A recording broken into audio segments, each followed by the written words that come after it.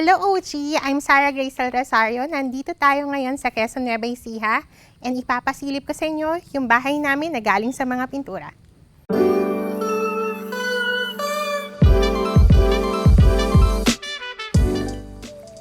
Bakit pintura? Dahil most of my savings pinampatayo ko ng bahay namin.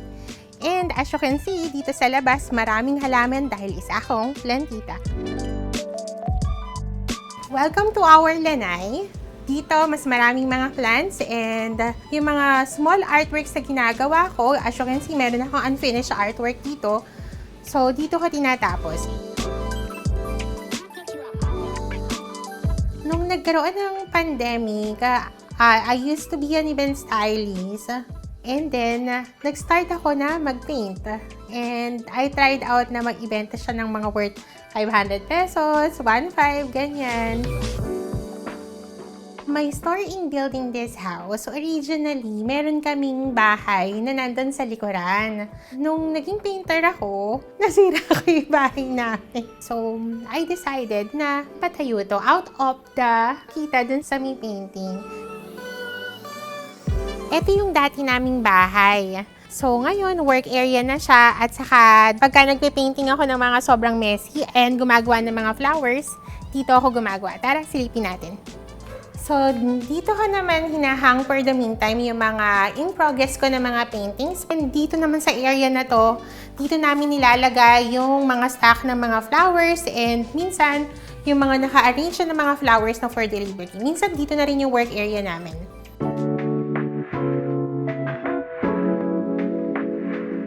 This is a classic tropical house and I think everything that I love isn't it? Yung architect namin, pinresent lang niya sa akin. Tapos sabi ko, eto na yung gusto ko. No revisions, no kahit ano. Nakuha niya agad yung gusto ko na bahay na gusto ko ng maraming bintana, maraming araw.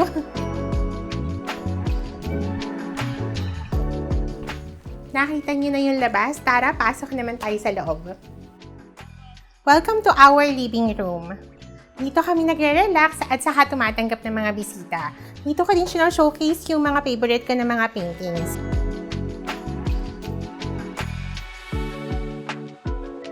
And this is our dining area. As you can see, kahit na color white yung favorite color ko, ginawa ko siyang color gray. Kasi nga, baka mamaya makapagdala ako ng pintura dito, madumihan pa yung chair. This is our kitchen area. We have this very cute tudor ref from Samsung. Hindi pa kami nagluluto dito dahil wala pang exhaust fan. So this is the least favorite part of my house. Medyo napabayaan. Pero meron kaming dirty kitchen sa labas. Doon kami nagluluto. And we have our photo wall here. Photographer yung husband ko. So he likes taking photos. And nung sinabit yung mga picture namin dito sa area na to, dun ko palang naramdaman, sa amin nga yung bahay na to. Itong area na to, it used to be a really long na garden lawn eh. Parang yun kasi yung ko na pagka lumabas ako ng bahay, gusto ko green na green. Dito sa loob ng bahay, nakapaglagay pa rin ako ng mga plants. Bago tayo umakyat sa second floor, pakita ko muna sa inyo yung 3 pieces of onyx na nakasabit dito sa wall. So this is made of resin, pigments, at saka mga natural stones.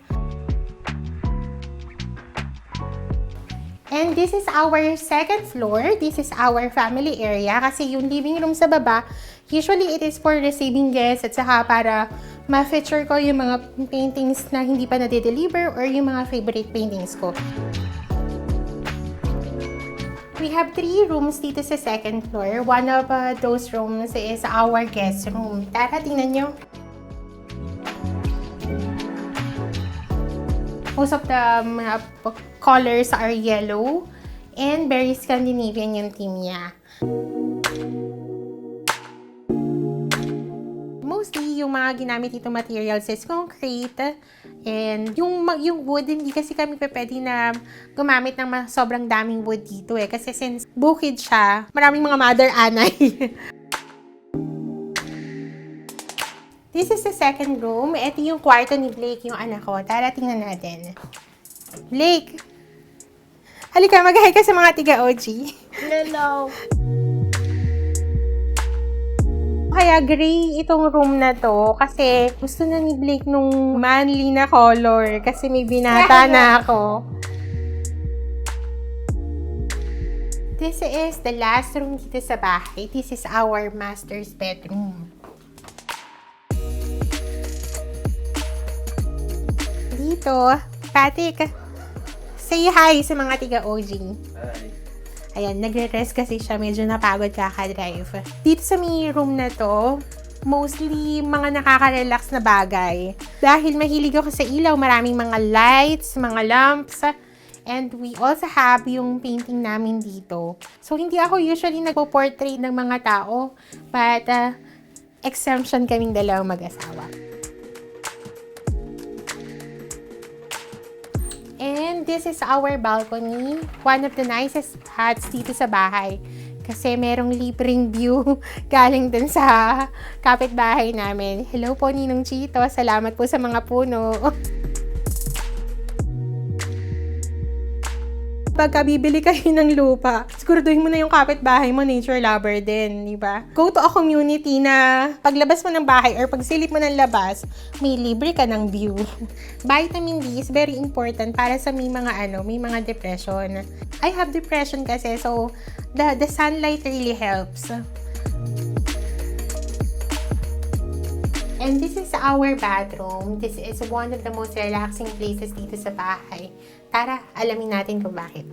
So, dito sa bathroom, meron kaming bathtub and we have glass window na pwede kang mag-cloud watching. And dito din ako mahilig mag-tea, magbabad.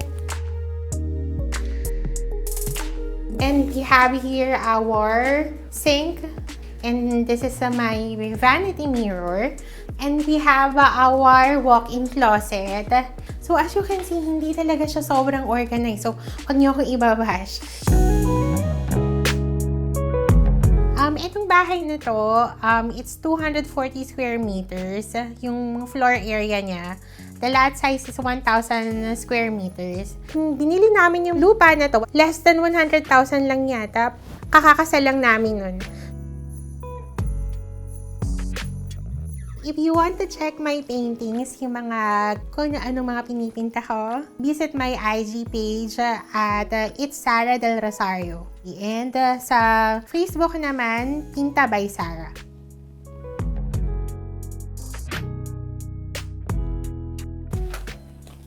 And that ends our house tour. Sana na-inspire kayo sa story ko. Keep pursuing your passion. Malay nyo kayo na ang susunod na makapagpatayo ng bagong bahay. Bye-bye! Want to share your house and get featured? Email us at stories.onlygood@gmail.com and tell us about your interesting home story. For more videos like this, subscribe to OG and be part of the community.